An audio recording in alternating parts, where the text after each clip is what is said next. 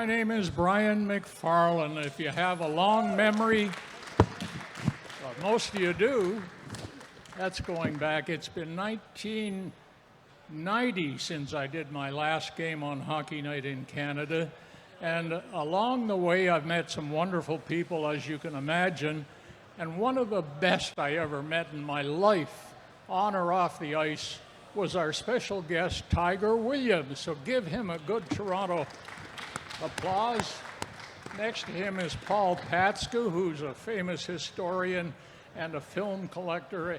Any of those videos you see about hockey, you can imagine Paul is behind it. So let's get right into it, Tiger.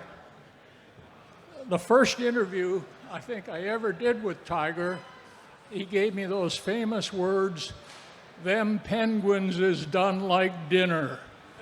Do you remember that phrase, or have you read it? Do you remember it, Tiger? Oh, I remember it very well. It was in Pittsburgh, right? Yeah, it was in Pittsburgh. That was when we had to play the best out of three, and we lost the first game, and we're coming back to Toronto, and I made that statement to you, and then we won the next two games and put them out and went on to play Philly, I think, the next round. Well, those were great years for the Leafs with goalies like Perrant, who was just here, and Paul Matier, and Darryl Sittler, Lanny McDonald.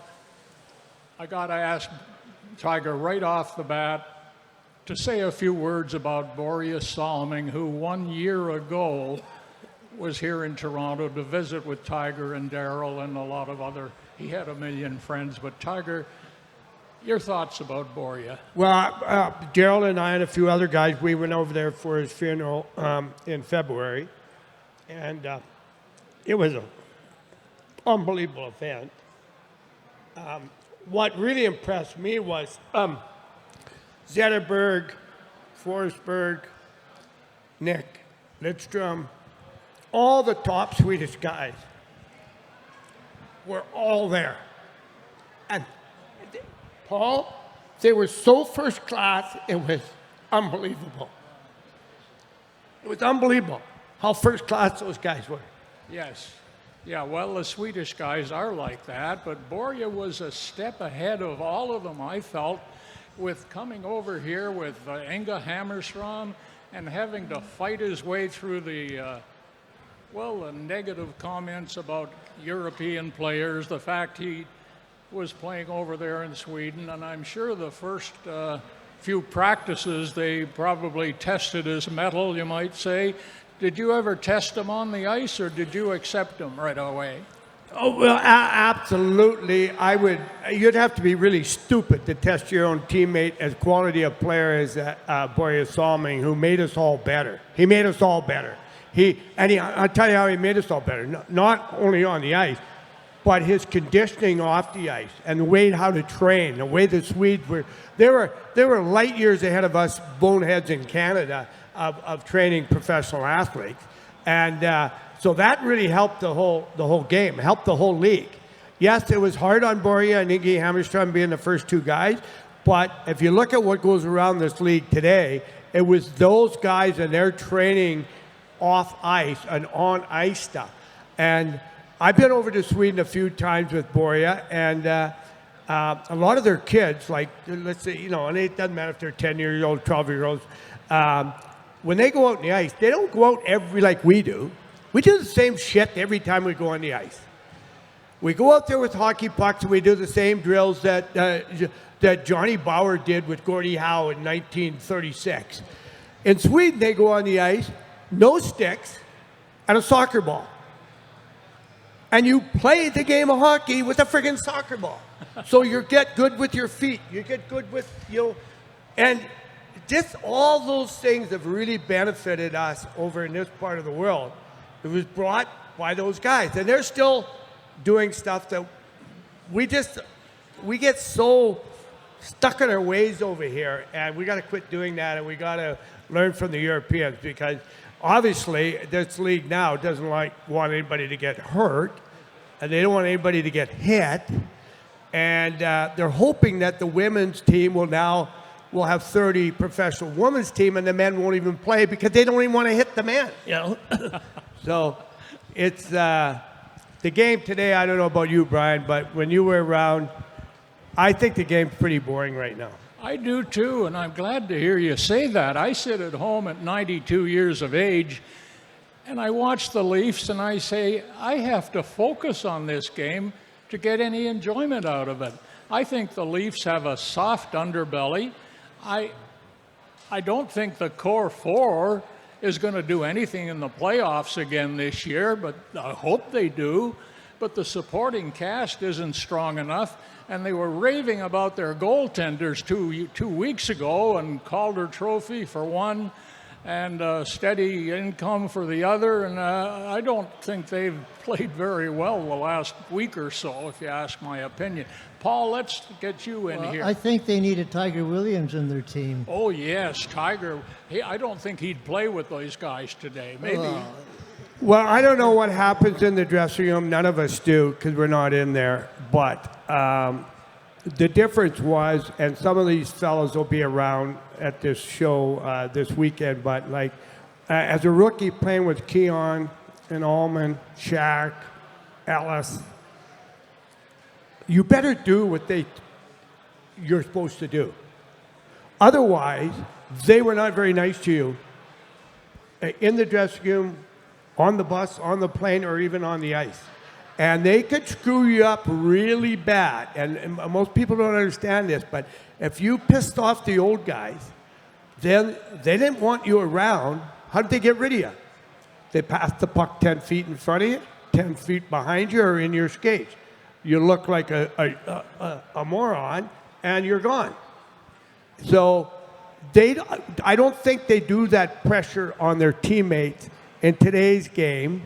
They're too busy counting their money. They don't have time to put pressure on each other to be the best you can be. And that crest in front of your sweater, are you willing to die for it? That's what you're getting paid for. You're getting paid that you don't embarrass that crest. And get out there and get it done, or go play ping pong with your sister.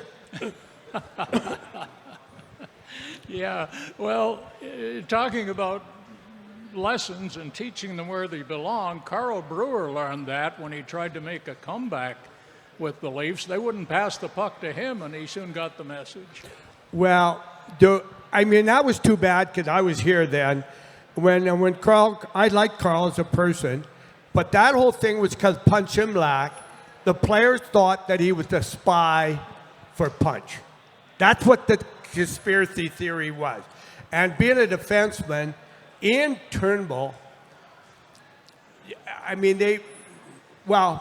Carl got seriously hurt one time because they were racing. Turnbull and him were racing, and they bet who could, and Carl could still fly. He was a phenomenal skater. And as he was going around the net, Ian grabbed the net and swung it. And of course, Carl didn't know this was going on, and his bald head hit the post going mock check, and then there was blood from here to you guys. I mean, it was 10 feet round, and then Carl had, I think, 32 stitches in his melon, and he never played after that. But that's what happened there. The players thought, again, as a young guy at that time, that's not my job. The older guys, even the guys that Carl played with before, thought he was there to spy on us because of Imlach, and everybody knows it. And Punch was my dog's smarter than Punch. But yeah, well, Punch did say if he had done that to Tim Horton, Turnbull wouldn't be alive today. That's right. Yeah. But you know what was funny? When Carl went down and he was bleeding, your teammate, not one guy went over and helped him, and I was skating over, and Dan Maloney grabbed me by the back of my sweater and pulled me back, and he said, "You go near him, I'll kill you." I stood still. Even Ronnie Ellis, and he played with him. Not one guy went over to help the poor bastard. It was kind of sad, but that's one thing about in the hockey business. If you're not buy in with the group, it doesn't matter who the coach is. It doesn't matter who the GM is. If you're not together, thinking together and marching in a line, then the guys don't care about you. You're done. You might as well quit and go home. You were never going to get that under Imlach. Never. Because he wanted to he wanted to get rid of Darryl. He wanted to get rid of Lanny. Darryl had the no trade, so Lanny didn't. That's why they traded Lanny. You know? And Lanny's won a Stanley Cup. We haven't won shit in this town since they got rid of Lanny. So that goes to show you how smart that move was. And then the next guy to go was me. Because I was, the Sittlers, Williamses, and the McDonald's and our wives, and we still are for 50 years, we see each other all the time. We go to Florida together. We do all sorts of crap together. So we're still tight, the three of us. But that was too bad that happened, but stuff. And that was unfortunate because for a lot of you people, our owner, Mr. Ballard, I love the man. I know you did. He was best owner. I had lots of owners. I got traded lots of times, but Mr. Ballard was fantastic to me. He treated me like I was his lost grandson. He bought shit for me that none of the other, I never bought a car. The other players would go and buy a car. What the hell, I buy a car? Mr. Ballard, give me one. The next year, give me another one. The next year, give me another one. So he was just so good to me. And I think the reason for that was he knew I was willing to die for that crest. That's all he asked of you. Are you willing to bleed to death over that crest? And if you are, he'd look after you. If he didn't think you were willing to bleed for that crest, he was not a pretty man to be around. Oh, I found that out personally. Yeah, Brian knows him. When Darryl didn't show up for a game in Minnesota one night, I defended his right to be ill and stay home with friends and family on his doctor's orders, and said so on the telecast, something like, why don't they treat Darryl like they treat Bobby Clark in Philadelphia? That was the last word I guess I uttered on that telecast, because I found out during the game that he had heard about this or seen it, and he said, that guy will never get in my building again. And I guess I never did, but I got to do 4 years in Winnipeg. That was okay. And Montreal for 4 years. That was okay. I'm glad you defended Ballard, because he needs defenders. He doesn't have very many in this building tonight, I'm sure. But well, you can only, my theory on this in life is you're good to me, I'm good to you. Right. He was really, really good to me. And, He liked Boria too, right? Oh, he loved Boria. He loved Boria. Yeah, the funniest thing about Mr. Ballard, like when you wanted to go see him, you had to get an appointment. So you'd have to call his secretary, Patty, and ask him if he was receiving. And if you went up to his offices, you had to be dressed appropriately. If you didn't have a tie on, that was a $100 fine. If you had brown shoes on, that was a $100 fine. And you had to have a sports coat and a tie, and he'd fine you. He hated people with brown shoes, eh? So if you had brown shoes, he says, you want to look like a rancher to your cow, shit all over your boots, he says. But anyway, so Darryl was our captain. I'll tell you, I got to get going to do what I'm supposed to be doing over here, but Darryl was our captain, and at All-Star break, we went up north fishing, ice fishing. And the whole guys there. Well, you can imagine us guys, we all get together, we go up there in a bus, and I don't think we were caring too much about the fishing. It was more about the Molson's Canadian that seemed to be really important that day. So we drank all the beer, and we wrecked this, and we wrecked that, and we rolled Bombardiers and, all sorts of shit. It was a bit of a gong show. Anyway, Darryl says to me, he goes, Tiger, get in there and pay the bill. So I go in there, and fella owned the joint. I said, okay, sir, what do we owe you? He said, wow, you guys broke this and broke this. I said, add it up. Tell me what it is. He said, well, I don't have time to add it up. I got to go out there in the dark and see how much shit you guys really wrecked. And I said, well, whatever, add it up and give us the bill. I said, I'll drive right after practice tomorrow and fill Phil, and pay you. You know, do you want cash? How do you want it? Well, I'll call you in the morning. So I give him my number. Anyway, the phone rings early in the morning. It's Daryl. And he says, Tiger, we're in trouble. Every time when we in trouble, he would call me to get us out of trouble. I said, well, what's the problem? He said, well, that guy at the fishing lodge called the Globe and Mail, and they're going to do a big article about this. He says, I don't need this shit in my life as the captain of the Toronto Maple Leafs. He says, you got to go see Mr. Bellard. I said, why me? He said, because he'll listen to you. So, get the suit on, make sure I don't have brown shoes, make sure my tie, and by the way, you know how to tie a double Windsor? That was a $100 fine, too. Most guys can tie a single Windsor, but they can't tie a double Windsor. So I go up, I'm dressed appropriately. I ask him if he was receiving. I go up there, walk in, and Mr. Beller's desk was these two squares. It was the biggest desk I've ever seen in my life. And he was a big man. Anyway, I walk in and he says, stubble jumper. That's what he called me. Stubble jumper. What's the problem now? And I said, what? He said, how was the fishing trip? I thought it was unbelievable. He said, did my boys have fun? I said, oh yeah, we had fun. I said, that's why I'm here to talk to you. We had a little too much fun. He said, well, what do you do? We said, well, we wrecked this, we wrecked this, we wrecked this, and this guy's going to call the Globe and Mail and do this big article. He goes, really? I said, yeah, really.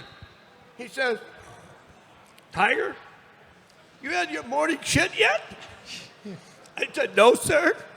He says, you went out of the dressing room and shit in a bag and sent it to that bastard. I'll look after this. Oh, dear. I can remember on Long Island when you told me you were traded. And what's the story? Jerry Butler was with you in the deal, and you got back to Toronto. You took another flight. You got over Winnipeg, and Butler said, I hope you got this right, Tiger. Nobody's told me yet. I've been traded. Yeah, and nobody did. Yeah, he thought I was pulling another prank on him, but no, we got traded. Anyway. How you doing today, Tiger? Oh, well, I'm doing great. What are you up to? I'm still 5'10" and a quarter. I don't. I mean, I live out in Saskatchewan most of the time. I fish all the time. I was hunting moose with another hockey player. I played with an LA Dean Kennedy last week. I'm with my grandkids. I got one playing hockey in Prince George. So I'm driving them around the country in the springtime when they're playing their playoffs. So, yeah, I'm busy doing that stuff. But as far as a job, I've never had a job. Yeah. The last time I had a job was when I was halfway through grade 12 and grade 6. Was the only time because hockey is not a job. It's a great any pro sports. It's an incredible lifestyle, and you just got to be smart enough to save what you make. And but after the game, I haven't did much, and That's why you told the guys, play as long as you can. Absolutely, play as long as you can because.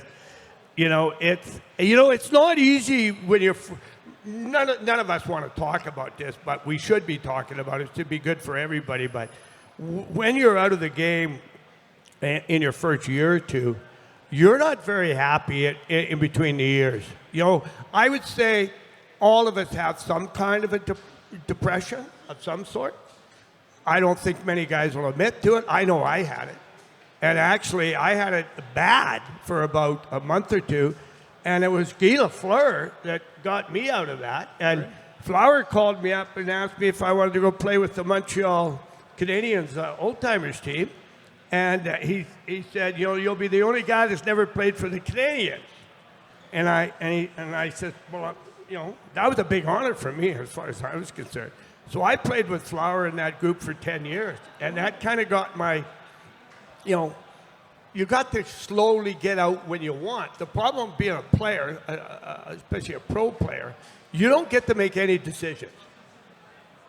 None. You got your coach telling you you're going to play left,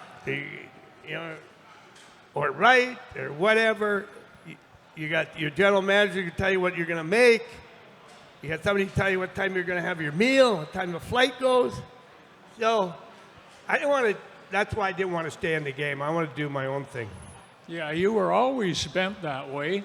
You always had something going. You brought a briefcase on your road trips. Well, I was lucky, though, Brian, because Mr. Ballard's chief financial officer, Mr. Crump, lined me up with the right brokers and the right law firms and the right accounting firms. So I had the big dogs, Deloitte and McCarthy Tetro here in Toronto, right, as a young man, a 20-year-old. And I had my own broker at 20 years old, and they looked after my stuff, and they did very, very well for Brenda and I. And so I remember the guys used to laugh at me. Why would we be paying a big firm like that to do your income tax? 'Cause I want it done right, So I was lucky. But if Mr. Crump wouldn't have bought into me, I probably wouldn't be sitting here today. Yeah, lasting image of you is at the closing of the Maple Leaf Gardens, they focused on you and you were misty-eyed. Does that tell you something about what you thought about being as a Maple Leaf? Well, yeah, that was a tough day. Yeah? When you're young and you come and you get to play, it's a big deal. It was tough to be traded, but when you came back with all your teammates, that must have hit you hard. Yeah. Well, getting traded is not a bad thing, Paul, just for this reason. You make more money. That's a big thing in it. I mean, the other team that takes you or wants you, they want to make you happy, so they give you more money. It's a good thing. So getting traded is not a bad deal. I got traded 5 times, and each time they give me way more money. It made no sense. But there's a lot of people in that business. Pro sports doesn't make a lot of sense, like business sense. If you haven't figured that out yet, you should. They make some. I mean, how many stupid decisions some of these teams make? It just talk about hockey is incredible, But they do. They hire the wrong guys. They keep the wrong guy for too long.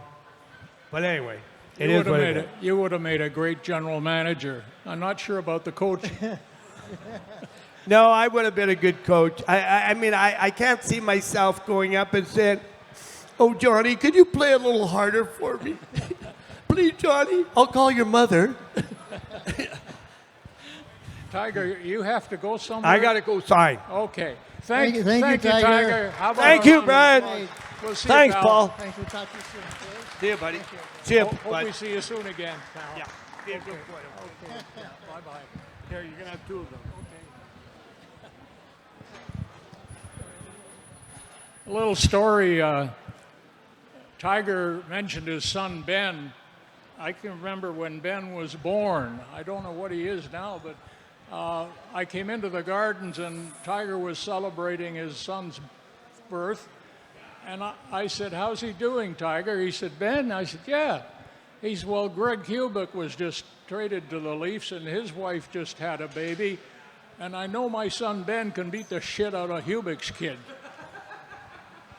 I always thought that was a funny line he gave. Yeah.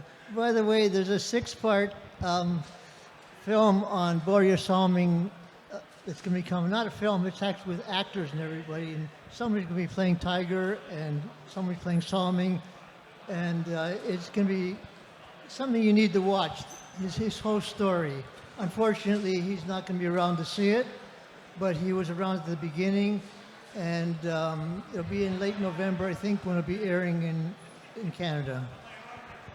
Are we expecting another guest, Paul? Or Well, Les Binkley, I don't know where he went, but we can, I'm sure you can carry it, Brian. Sure, we can take some questions. I can't hear very well, but Paul's here. Anybody? I can't see very well, so we're okay. Together we'll get through it. Any questions for Brian?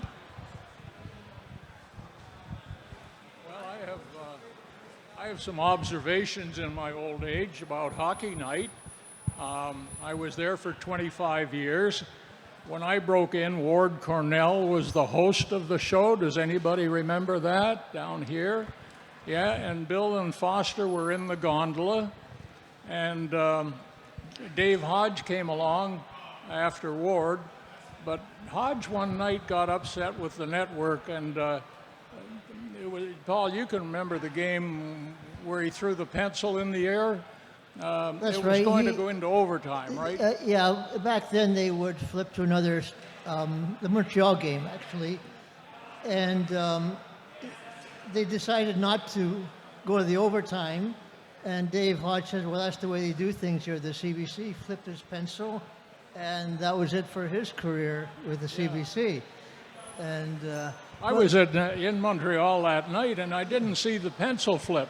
no, I turned away or something, and then they said, "Oh, Dave Hodge just threw a pencil in the air in disgust, and he might be in trouble now."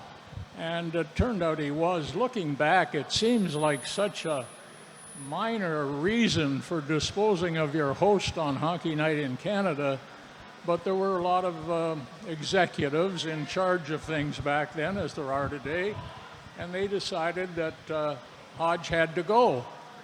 And so he had to leave us, and that was a big departure, but that opened the door for Ron McLean, who was a weatherman out in Red Deer. Yeah. We'd never heard of Ron McLean, and I guess only the people that saw his audition tape saw it and decided he might be a future Dave Hodge. Well, the first time he went on with Cherry, he started to cry. A little tear fell down. And I guess he was not facing the camera, but Cherry, I don't know how he reacted to it, but I think he said, "What do we got here, a crybaby?" Or yeah.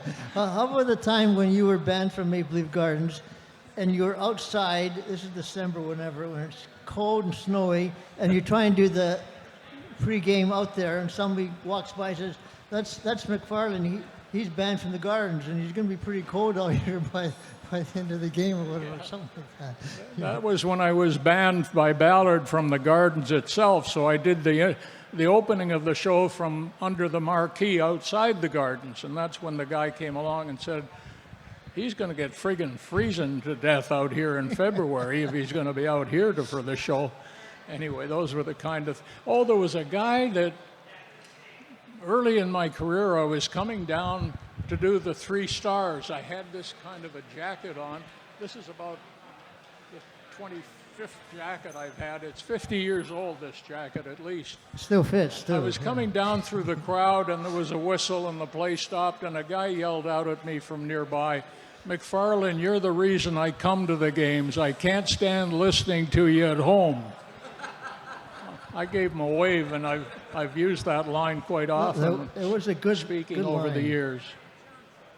Oh, then Gary Dornhofer joined us, and we had to do our thing with Gary in the gondola, in the ramp that leads right over the crowd toward the gondola, and it wasn't scary or anything, but we were up there, and Gary's he's new to all of this, and down below me the crowd is saying, "Jump, McFarland, jump."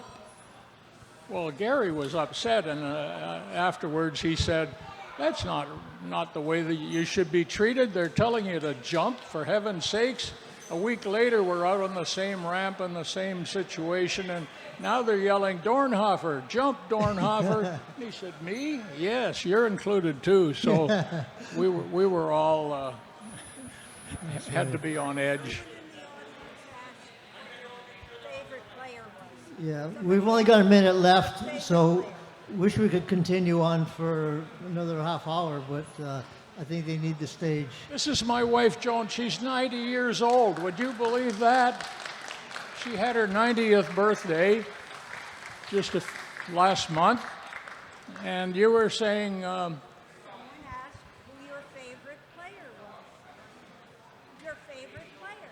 Yeah. And, Who was it? oh, okay. I've often been asked who my favorite player was, and I deflected a little bit by saying, well, I'd rather say my favorite person in hockey would be Jean Beliveau.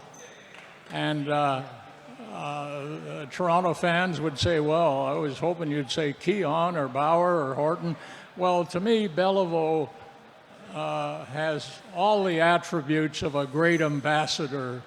He was such a classy guy. And of course, it stemmed from my junior hockey days when I played with a little rinky-dink team named the Inkerman Rockets in the Ottawa Valley.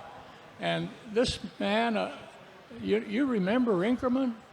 I didn't even know where it was on the map when I started to play with them. A town of 100 people, get this, folks, with a junior A hockey franchise and no rink, no players, but they had a GM or a president or a coach. He was all of those things, Lloyd Laporte, who got $48 together one night and went into Ottawa, and he bought some sweaters that had been left there from a team the year before, and they had all red and white and rockets on the front. And so he bought the sweaters for $48, and he named his team the Inkerman Rockets. And he came into Ottawa, and he recruited me, and he recruited a kid from Prescott named Leo Boyven. And Boyven went on to a Hall of Fame career, which started with Inkerman. And I went out there and lived over the barber shop with my friend Levy, and we had a marvelous 2 years. And we would play tough intermediate teams because we had no league to play in the first year. And that toughened us up, but we get a bye into the playoffs in Ottawa against the junior champs. And by then, in the spring, we'd been defending ourselves against guys 30 years old and bearded and rough and tough, and we could outskate them all. So we won most of our games. And then we would beat the Ottawa champs, and that gave us a chance to play up in Northern Ontario, and we'd go up there and we beat the Northern Ontario champs. And that gave us a berth into the Maritimes, where we went down and beat the Halifax St. Mary's with a kid named John Brophy on defense. And he went by our bench one day and took a swipe at my head, and I said, "Who's that guy? That's a rough guy named Brophy." And I stupidly tried to jump over the boards and go after him, but one of my teammates caught me by the wrist as I went over, and I took a tumble on my face right in front of our bench, and I got a 10-minute misconduct penalty. Oh, these are memories that are flooding back, but we knocked them off. And then we went off to play the Quebec Citadels. And lo and behold, who gets the measles in the middle of our playoffs but me? I've got to go to bed for a week, and I got out Saturday morning in my bed, and the doctor said, "You can play today," and the coach said, "You can play, and you're going to be checking Beliveau." Well, my legs were still a little rubbery, but when I hit him the first time to knock him down, he just waved me aside and sent me flying. And then he took a shot from center ice that our goalie hasn't seen yet. It just went by him in a blur. And, no masks in those days or anything else to protect your head. It would have killed him, I think, if it hit him. So they beat us badly and made us go back to Inkerman, realizing we weren't ready yet to win the Memorial Cup. Yeah, well, those are a few memories. Beliveau convinced you to go into broadcasting. Beliveau, he convinced you to go into broadcasting because when you played against him, you're not going to be able to compete with guys like that. So, there's so many good memories coming back. Yeah. Anyways, I think we have to wrap it up. You have to wrap it up. Okay. Yeah. And thanks for coming. And wasn't that great with Brian and Tiger? That was fantastic, isn't it? Tiger was one of my favorite guys to interview at any time. Yeah.